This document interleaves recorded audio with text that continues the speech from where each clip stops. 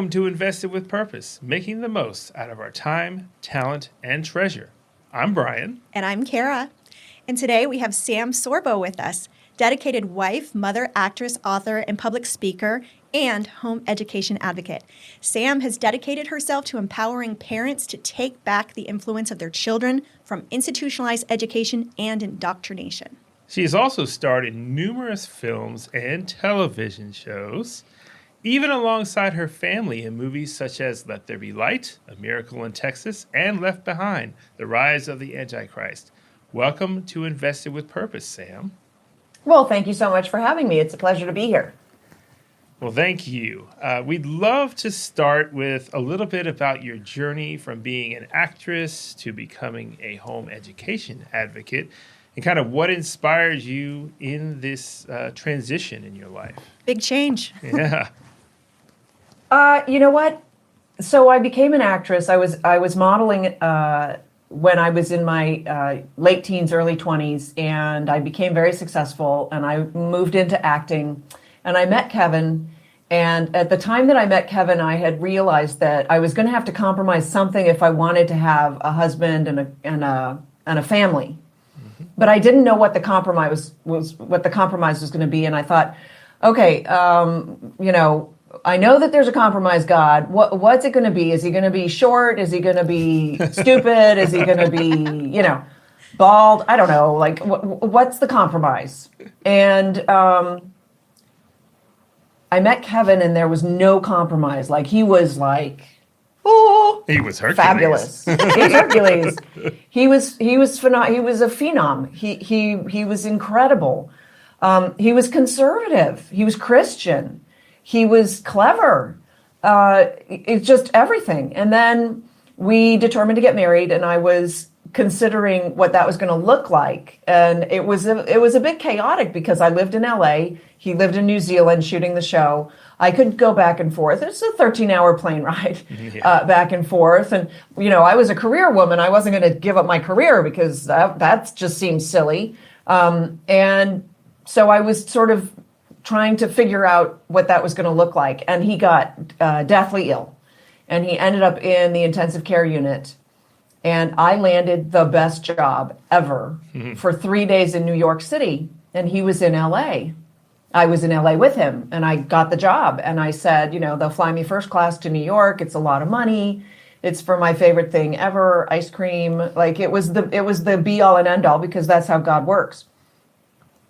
And I asked him if he wanted me not to go. And he said, yes, I want you to not go. He was, mind you, he was knocking on death's door. He really thought he was dying. He felt like he was dying, and he nearly died. And so in that moment, when he said that he wanted me not to go, I realized it was a binary choice. I could have the family and the husband, or I could do my career. Mm-hmm. But you can't have it all, because there's too much. And so I walked away from my career at that moment. So then if you fast forward with my kids, it just seemed like the logical progression. I tried to go back to work, and then one of my kids, my toddler, my youngest, came up to me one day. I came home from an audition with her little finger out. She went, no, no, no, no, no, no, no. And I'm like, well, that's good that you know that word now, And I picked her up, and she turned to the nanny, and she said, bye-bye. And I thought, oh, so she wants me. And this is a binary choice. And I try to tell young women that. We're sold a bill of goods. We're taught to pursue career above everything. And that's not the hierarchy. That's not where our priorities should be.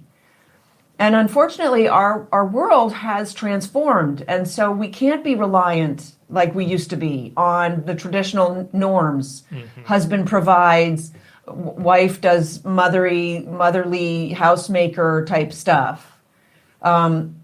It's a confusing world, no doubt.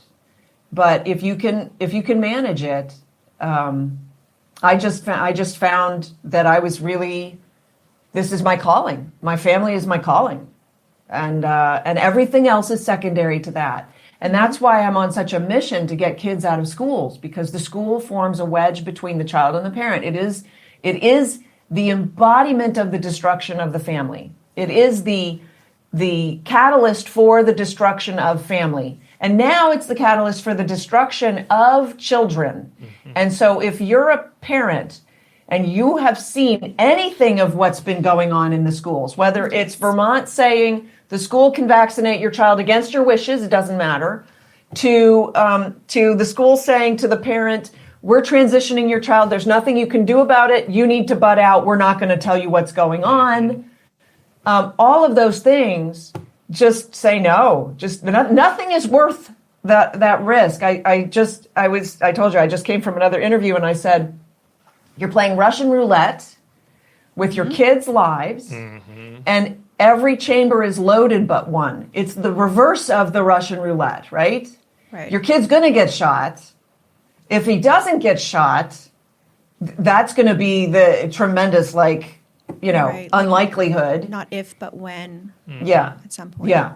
And At some children point. today are experiencing anxiety like no other generations before them.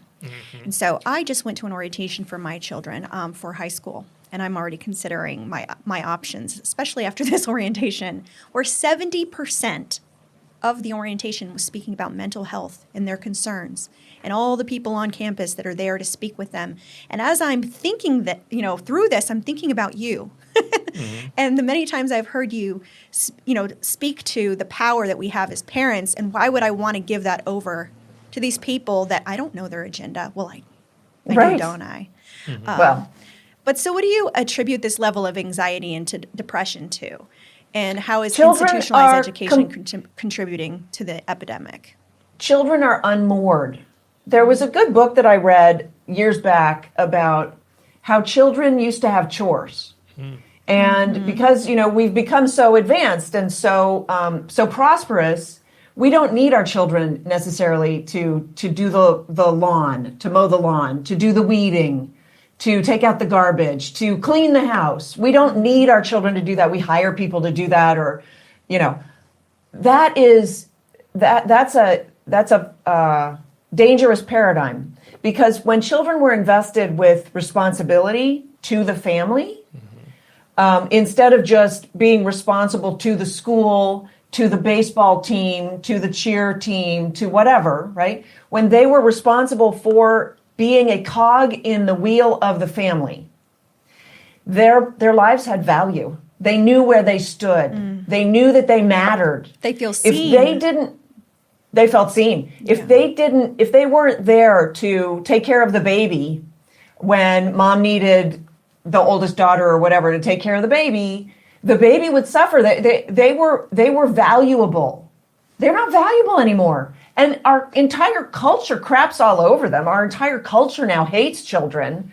Look at the DNC today. Yeah. I don't know whether this is airing, but they're celebrating child sacrifice. They are the child sacrifice party. Our major national political party celebrates child sacrifice. You think that, the entire culture is against children. We rob children of their childhoods. It's almost like we're jealous, right? I went to school. I put up with it. He better go to school and put up with it. I'm not going to make it easy for him. It was hard enough for me. No, let's take a step back. Let's protect our children. Absolutely. Let's be the better people. You have J.D. Vance speaking on this and talking about how the left hates children, or they're not pro-family or pro-child, and they scoff at this and they make fun of him and say it's weird. And yet they're doing this right outside of the DNC. Right. They're giving away what's abortions and funny- vasectomies, but they're saying Yes. they're pro-family. Yes, and it's funny because he made a comment about the childless cat ladies, and so now they're like leaning into everybody wants to be a childless cat lady. No, there's a stereotype for a reason. Nobody wants to be the childless cat lady, Right. because we know that those people exist.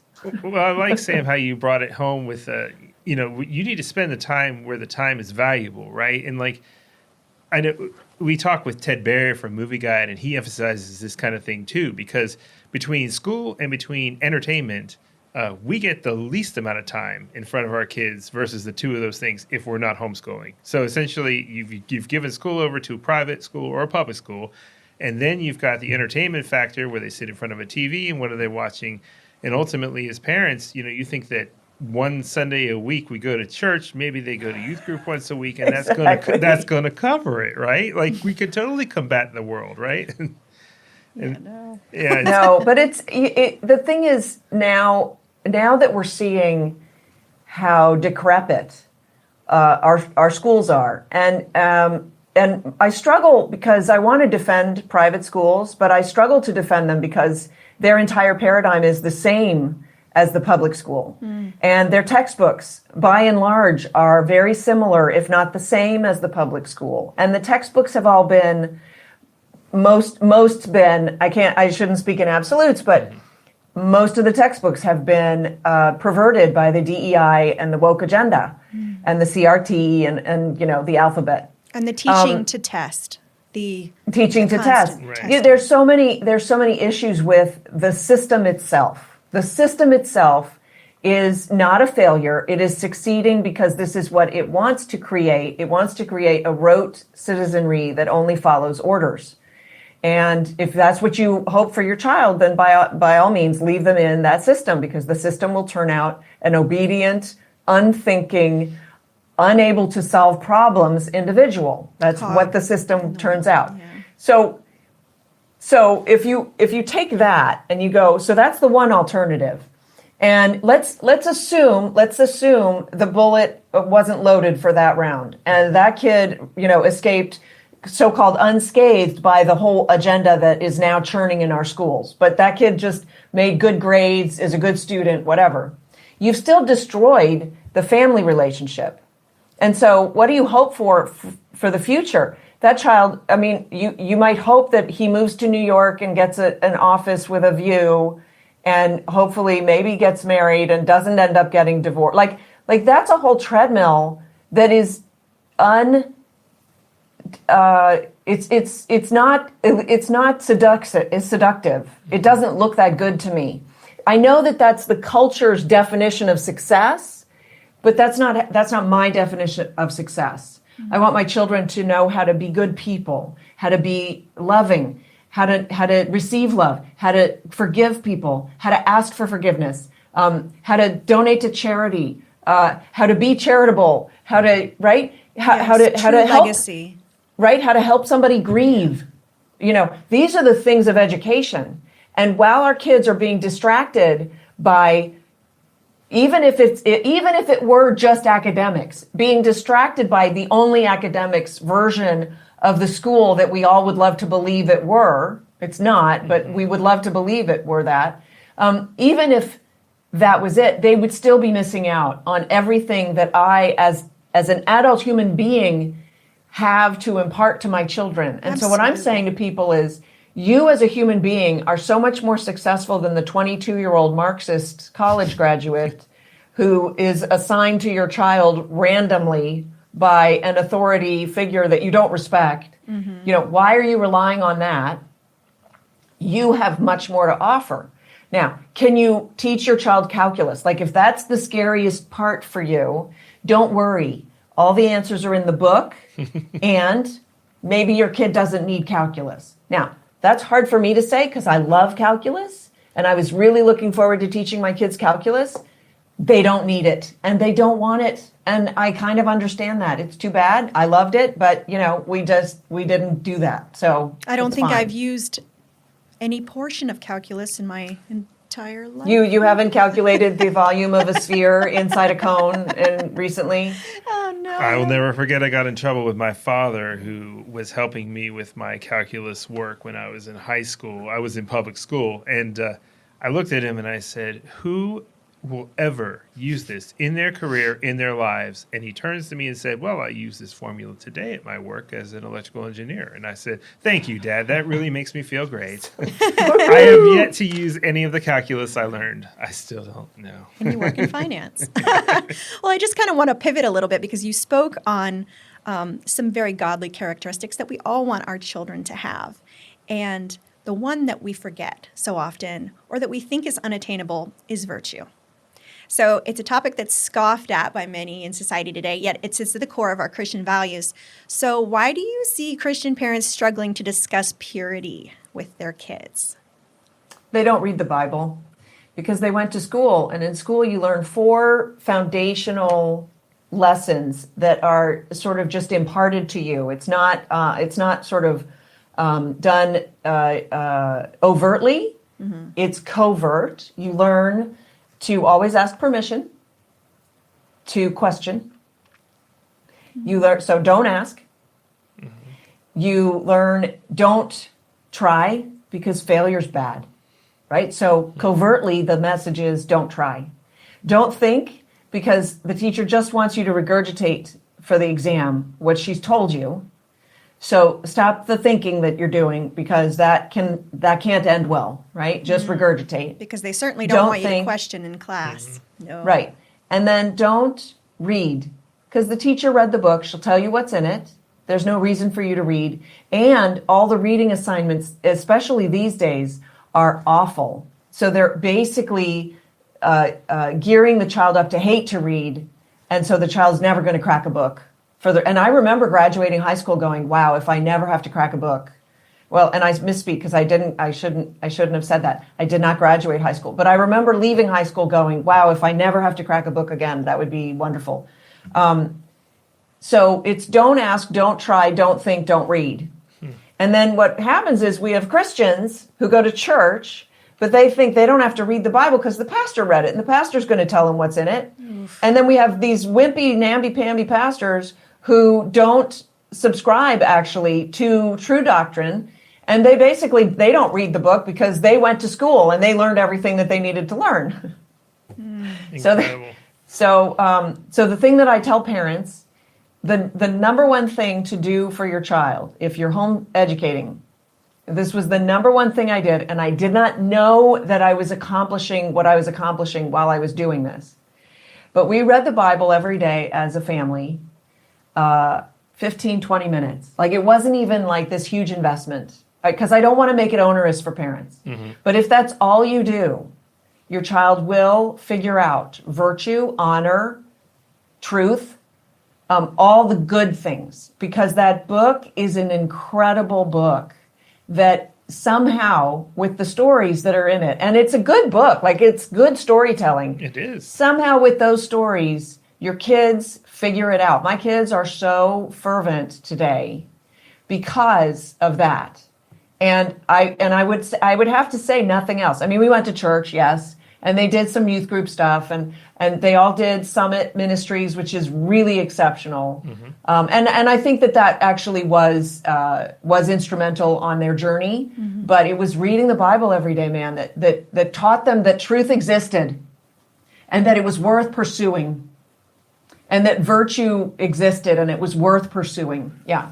Your kids are incredible. I follow, by the way. So I know that you have spoken about how Octavia is it that she's now interested in college, as where your 2 sons were not. And I know that I had seen your husband speaking at a Christian film event, and he'd said that he had your boys audition for the role in Let There Be Light, which I did see is amazing, by the way, tearjerker. Oh, thank you. But as a mother, it must make you really proud to see them not just, following along in some course that you mapped out, and but they're doing what God put on their heart. That's part of it, right? So mm-hmm. when you're home educating, you realize that they have a little bit of autonomy. They have a little bit of a self-determination, and it's your job to lean into that and help them figure it out, because you want them to be happy. Mm-hmm. Whereas when they're in school and they're distracted by what the school determines has value, right? The school determines that an A has value mm-hmm. and an F has no value, which really is wrong, right? Mm-hmm. Thomas Edison said, I didn't fail 10,000 times. I found 10,000 ways not to invent a light bulb. Right. and so we ought to recalibrate our thinking, not just on education, but on the very foundations of our schools. Right? When I realized, and that was a bit of an epiphany for me, because when I started the homeschool journey, I was all about the academics. I thought that it was all about academics because I went to school. Well, that's what and for me, school was all academic. And then I started to realize, this is more about character. This is about, creating, envisioning a future with my child. Yeah, Sam, it's very interesting. As part of Timothy Plan, we've had the privilege of going to a lot of these homeschool conferences over the years, and there's a gigantic community out there. And now, with Trump running, and getting political again a little bit, but with Trump running again for presidency here and announcing his Agenda 47, he has kind of delved into the use of 529 plans. And I'm very familiar with those working for Timothy Plan and how they can be used for school, but they were never really allowed to use for homeschool. And now he's looking at the avenue of opening that up for homeschool families. What would that mean for parents out there to have an option like that? It's probably just another tax savings opportunity, right? Mm-hmm. I don't know that it's much more than that. I looked at, you can, if you're a homeschooler, you can avail yourself of a 529 plan? Yeah, 529, yep. And I opted against it because at that point, when I first started looking at it, I was like, are my kids going to go to college? Because I don't need it to pay for their current school because I homeschool them, I am skeptical of any government intervention. Interesting. Full stop. So, we have school choice. That seems to be really big. I sort of equate that with pro-choice in my book. It's like a bad word because I'm not pro-choice. I know that sounds like, well, then you're exclusive or whatever. Yeah, I have pretty exclusive views on life, the value of life. But also the school choice movement with the vouchers and stuff, it is proving to be fraught with problems and very quickly. So 1 year, Arizona puts in the ESAs or the Education Savings Account, and they're so proud of themselves. No strings attached. It's a great thing. Parents are going to they're going to avail themselves of all this money, and it's going to be great for them. No. Tuition skyrocketed, so then they were still priced out of the market in any case, right? And then the government decided the next year, oh, you know what? We are going to put a couple little strings, just a few strings. We want you to do this, this, and this for the money. And that's going to go way downhill very quickly. And it's actually government takeover. So it really means school choice movement really devolves into, and we could walk all the way through this, but basically it's public school for all. It's the elimination of homeschool. Interesting. And more than that, it's the elimination of the homeschool groups or co-ops or outreach, the homeschool outreach, that will not seek government accreditation. Okay. It will price them out of the market. Because if they don't seek accreditation, then they won't get any of the funding that the government magnanimously returns to the people. Remember, it came from you to begin with. Right. Right? So it's literally public school for all. It is a very dangerous movement because it's so seductive. It's so sexy. It's so pretty. Don't you want school choice? Don't you want your kids to be able to choose? Sadly. Wow. That's not the way I would have thought about it, That's really initially, eye-opening. Yeah, in a conservative circle, school choice is like, yes, it's everything, and yes, sadly. Yeah. So when you're speaking of accreditation, I think of, say, classical conversations. Yes. Are they accredited? Nope, she will never. And that absolutely not. And that's just one of the best that there Which is why I like them. Right. Right? In fact, my daughter was looking for a college, and I found a college that seemed to be basically a continuation of classical conversations, not accredited. And I went, oh, not accredited? That sounds good, right? So that's the problem that we're facing, because with the school choice movement, the accreditation is going to come, and it's going to further separate out and alienate all of the entities that don't want to jump through government hoops. And I think we've learned now that the government hoops are not necessarily beneficial for us. Right. So the other thing is, like in Florida, you get like $8,000. The child costs $16,000. Right. Who's Sam- getting the other 8? Where's the Right. other 8 going? I'm sorry. I'm a little bit of a stickler for the math on Yeah, this. no, it's a really good point, and we need to have those conversations. Yep. Sam, I did have another question. It's more along the lines of just general homeschooling. You've already addressed, I think, one of everyone's biggest hurdles. Like, what do I do when I have to teach my child calculus and I don't know how to do it? What are some other common fears that you hear people express when they talk about homeschooling for the first time? So I'll take a step back because I don't know that I really addressed the calculus thing because it's a little bit bigger than just the answers are in the book. The book, yeah. Because what happens is when you walk down the homeschool path from an early enough age, you're teaching your child autonomy and you're training the child to be self-sufficient. It happens naturally. It's not like a purposeful thing. But what happens is your child has a little book that is like beginning grammar or beginning logic or something. Mm-hmm. And he comes to you and he says, I tried to do the first question, but I don't understand it. Can you explain it to me? And so you say, did you read the chapter? And he says, sure. No, he didn't read the chapter. So you turn back and you read the chapter with him. Mm-hmm. And the moment he figures out the answer to the question, he wants to turn back and answer the question. And you say, no. You read the chapter and then the questions serve to jog your memory to see if it's stuck. Mm-hmm. So read the whole chapter first and then do the questions, right? And all of a sudden you've taught him how to teach himself. Mm-hmm. By the time he gets to calculus, he won't need you to teach him calculus. That's how it works.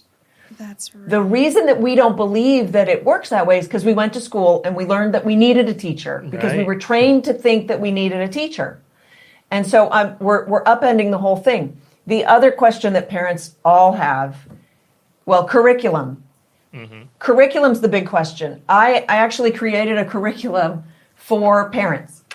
And it teaches them that they don't actually need curricula to, because let's put it this way. Education is a software download. School is data entry.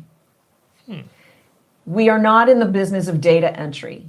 We don't want robots. We're not programming computers.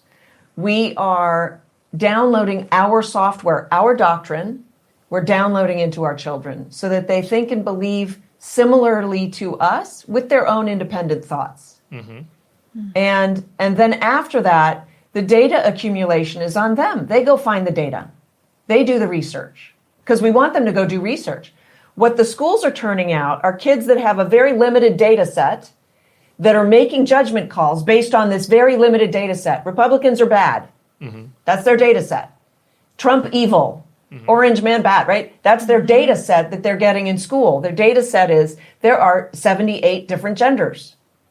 Mm-hmm. They're not taught to question, well, what's the 78th gender? Like, I get that there's 77, but what's the 78th, right? They're not taught to question any of that. And so, so when you start to look at it that way, it changes the way you will go about it. Mm-hmm. It is not school at home. It is not data entry. Mm-hmm. It's growing with your child. It's shepherding your child into adulthood. It's a different paradigm.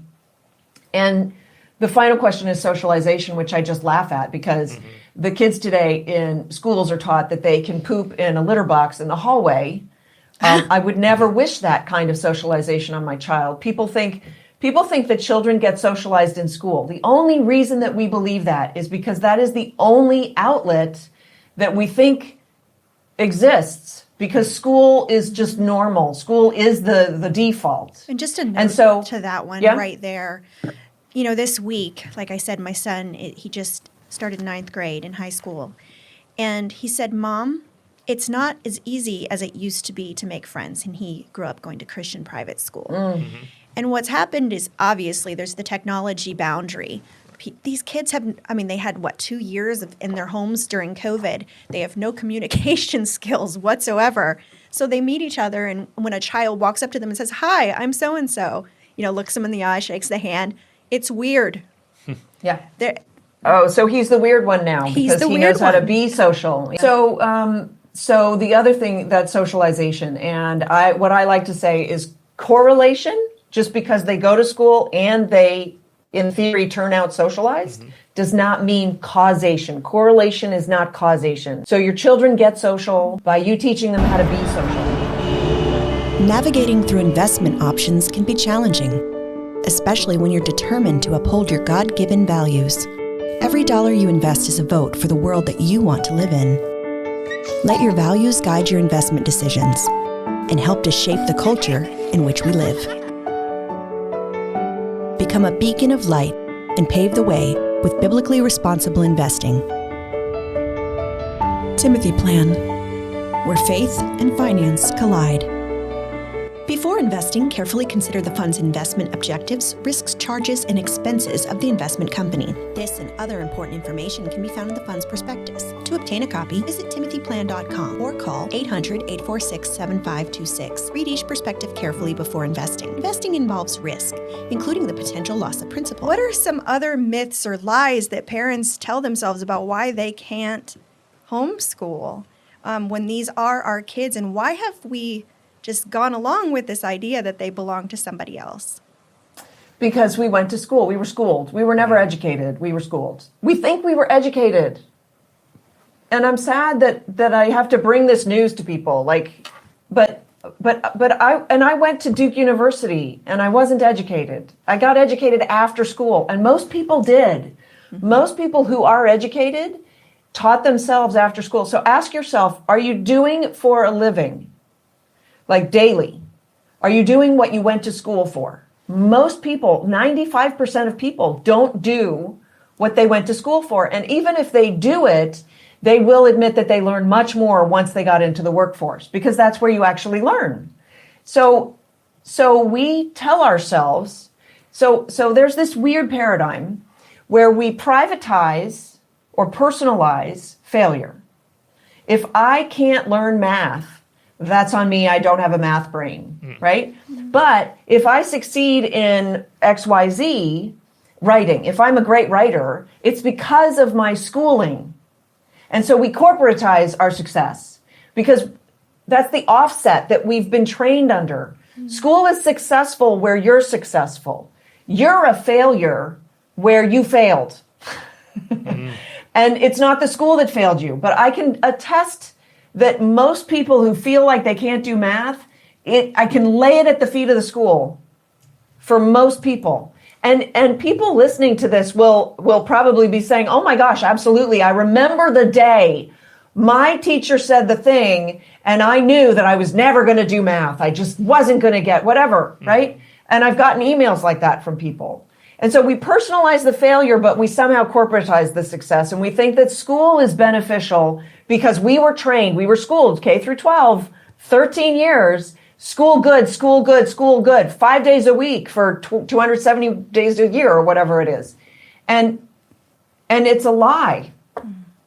Sadly, it's a lie. School is the grand experiment. Here's the proof. We live in the greatest country in the world. This country has produced the greatest prosperity for the world, for the entire world. Unbeknownst to anybody heretofore, this country, founded by 56 Christian men who were all homeschooled. School is the grand experiment. We have to stop this horrifying, toxic experiment on our children. We must stop it. Wow. We have to look at the results and say, oh, this was a bad idea.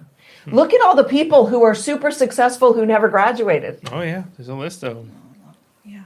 Because they got smart enough to go, oh man, this isn't going to work.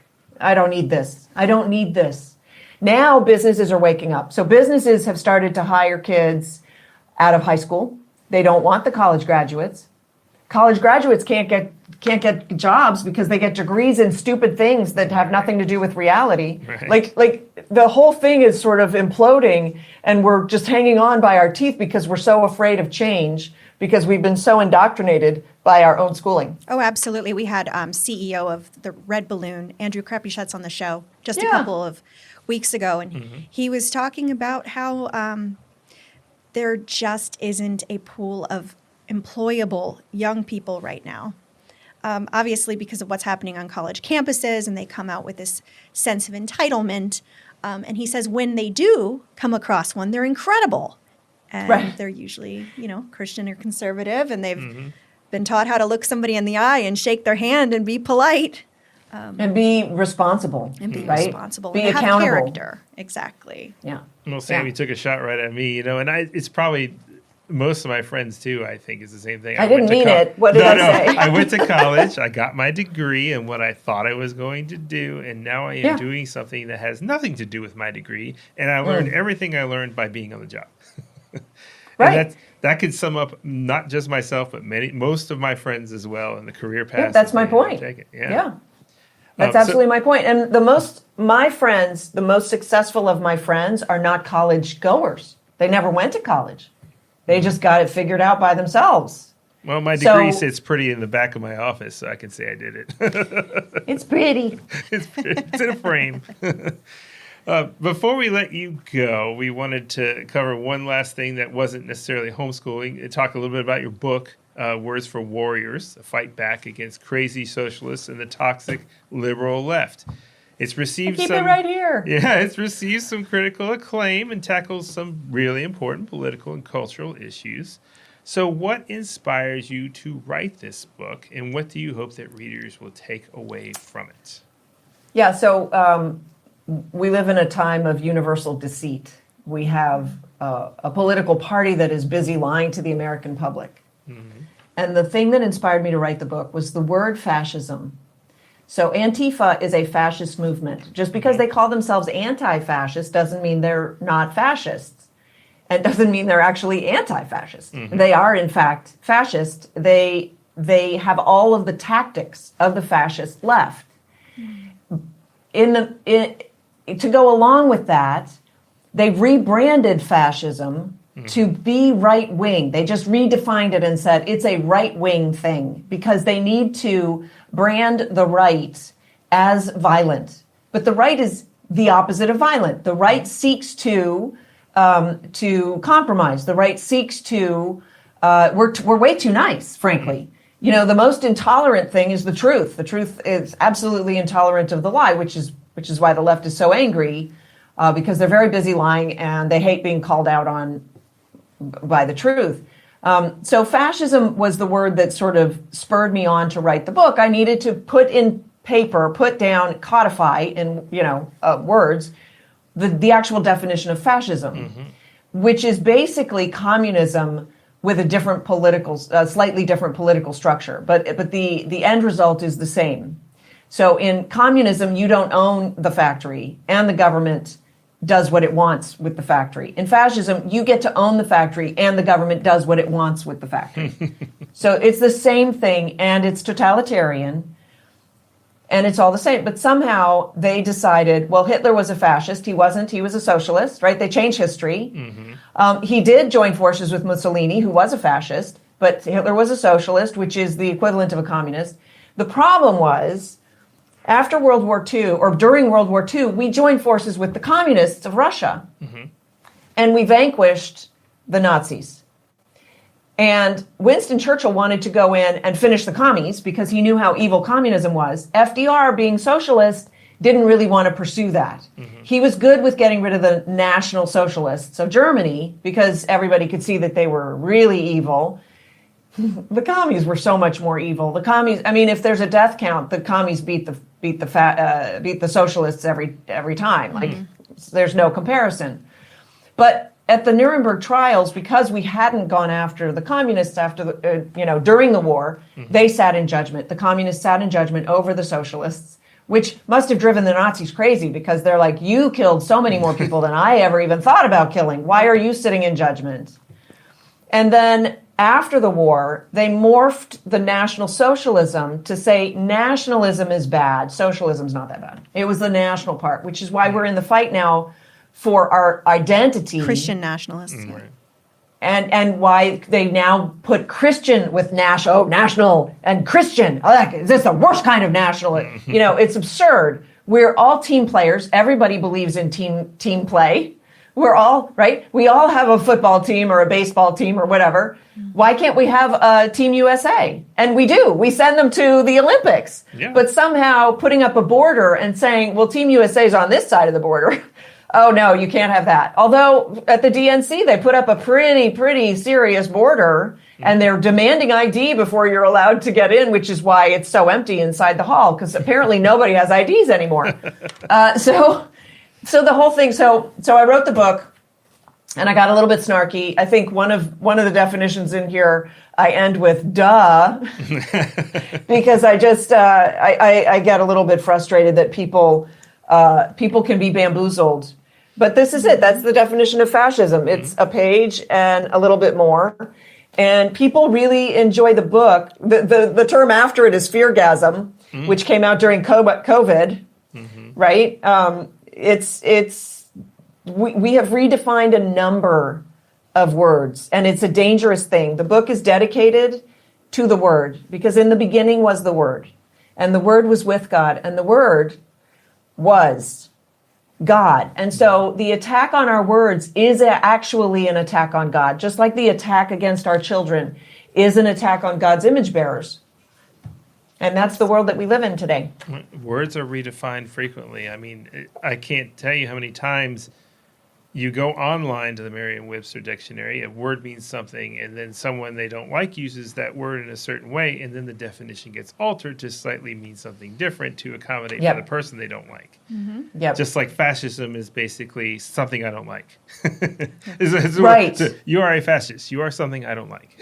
Right. It's just, it's easy. And we've been trained to do that in school. We've been trained to just, this one judgment, one characteristic, that's it. We see things very black and white with singular characteristics instead of understanding it's the whole person.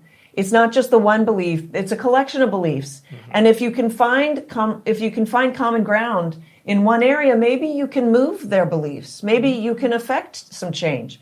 But the left takes a very firm view about deplorables. Right? I do a show every day on patriot.tv, and today I'm actually playing a clip that was put together, and it's a series of different leftists, Democrats, saying, well, we need to have some camps. We need to put these people in camps and re-educate them. Wow. Yeah. And they are talking in all seriousness. And the next step to re-education, because frankly, re-education is difficult and expensive. You might as well just kill them. Be easier, faster. Well, Sam, where can people find more about you, your homeschooling initiatives, your books, your appearances in anything media, you're working on everything. right now? Yes. So the best place is sorbostudios.com. That's where the shop is. My books are there. I have a couple here I can show you. So this is my first one. They're Your Kids. This is my journey into homeschooling, and it's basically, the first part is why you should homeschool. It's written before COVID, so it talks a lot about Common Core. All of that applies and more today. So at the beginning is why you should homeschool, and then the second part is how easy it is. Because I want people to understand it's not rocket science. You're competing with a 22-year-old recent graduate from Marxist training college who only really knows classroom management. It's a skill set you don't even need with your own kids, right? So why are you competing with that? Just take them out of school and do it yourself. And then this is Teach from Love. It's a devotional for families. I go through 2 virtues. You wanted to have the conversation about virtues. I go through 2 virtues every week that are sort of coordinate. And because we have binocular vision for a reason, we see in 3D. So loyalty and faithfulness is 1 week. And then there are just these 5 little stories. Some of them are Bible stories and some are just regular everyday stories. And at the end of every week, I have a notations page where you can write down the things that your kids say, because kids say the craziest things sometimes. And people love this book. I have kids coming up to me and thanking me for writing this book, so that's a lot of fun. So sorbostudios.com, be sure you sign up for the newsletter, because that's how we stay in touch with people. Facebook doesn't like us very much. Twitter's being very kind these days, but the other social media sites are a little bit rough. And we need to stay informed. And so that's where people can go. And also patriot.tv for my TV show every day, 4 p.m. Eastern. Excellent, excellent. Well, thank you, Sam, for joining us on Invested with Purpose, making the most out of our time, talent, and treasure. Invested with Purpose is brought to you by Timothy Partners Limited, advisor to the Timothy Plan funds. Timothy Plan is a family of biblically responsible mutual funds and ETFs. For more information, please visit Timothy Plan's website at www.timothyplan.com. Some of our podcast guests may have a relationship with Timothy Partners Limited on behalf of Timothy Plan, including affiliations, partnerships, or sponsorships. However, guests are not compensated for their appearances, and their opinions do not constitute paid testimonials. Please be aware that investments carry risks and individual experiences may vary. Consult with a financial advisor for personalized advice. And remember to find us on all of the major social media platforms such as YouTube, Facebook, Instagram, Twitter, and LinkedIn.